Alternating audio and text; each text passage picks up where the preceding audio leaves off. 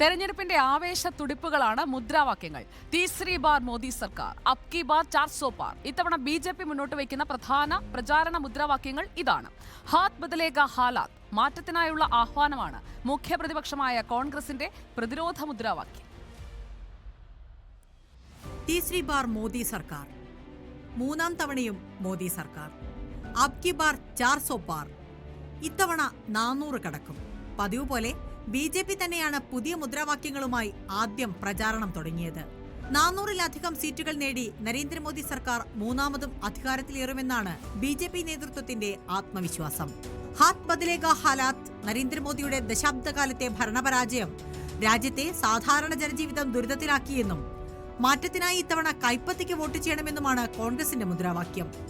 1957 മുതൽ തന്നെ പ്രചാരണ മുദ്രാവാക്യങ്ങളുടെ സ്വാധീനം ഇന്ത്യൻ തെരഞ്ഞെടുപ്പിൽ പ്രകടമാണ്. ആരാം ഹറാം ഹേ, വിശ്രമം തനിക്ക് അനുവദനീയമല്ല എന്ന് ഉറക്കെ പ്രഖ്യാപിച്ചായിരുന്നു ജവഹർലാൽ നെഹ്റു 57-ലെ തെരഞ്ഞെടുപ്പിനെ നേരിട്ടത്. പിന്നാലെ വന്ന ലാൽ ബഹദൂർ ശാസ്ത്രിയുടെ ജയ് ജവാൻ ജയ് കിസാൻ എന്ന ദേശീയ ബോധത്തിലൂന്നിയ മുദ്രാവാക്യം 1965-ലെ ഇന്ത്യ പാക് യുദ്ധകാലത്ത് ജനങ്ങളെ ആവേശത്തിലാക്കി. 1971-ൽ ഇന്ദിരാഗാന്ധി തെരഞ്ഞെടുപ്പിനെ നേരിട്ടത് ഗരീബി ഹഠാവോ എന്ന വാഗ്ദാനവുമായിരുന്നു. 1977-ൽ അതിന് മറുപടിയുമായി ഇന്ദിരാ ഹഠാവോ ദേശ് ബച്ചാവോ, ഇന്ദിരയെ മാറ്റൂ രാജ്യത്തെ രക്ഷിക്കൂ എന്ന മുദ്രാവാക്യം രാജ്യത്ത് തലയടിച്ചു. 1996-ൽ ബിജെപി മുന്നോട്ട് വെച്ചത് സബ്കോ ദേഖാ ബാരി, ബാരി അബ് കി ബാരി, അടൽ ബിഹാരി എന്ന മുദ്രാവാക്യമായിരുന്നു.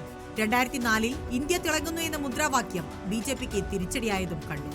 കോൺഗ്രസ് കാ ഹാത്ത് ആം ആദ്മി കെ സാത്ത് എന്ന മുദ്രാവാക്യമാണ് ഇന്ത്യ തിളങ്ങുന്നു എന്ന പ്രചാരണത്തിന് മുനയൊടിച്ചത്. 2014-ൽ നരേന്ദ്രമോദിയുടെ അച്ഛേ ദിൻ ആനെ വാലാ ഹേ മുദ്രാവാക്യം ഇന്ത്യൻ രാഷ്ട്രീയത്തിന്റെ ഗതി തന്നെ മാറ്റിമറിച്ചു. 2019-ൽ വീണ്ടും മോദി സർക്കാർ എന്ന മുദ്രാവാക്യം ഉയർത്തിയായിരുന്നു ബിജെപി തെരഞ്ഞെടുപ്പിന് നേരിട്ടത്. Research desk reporter.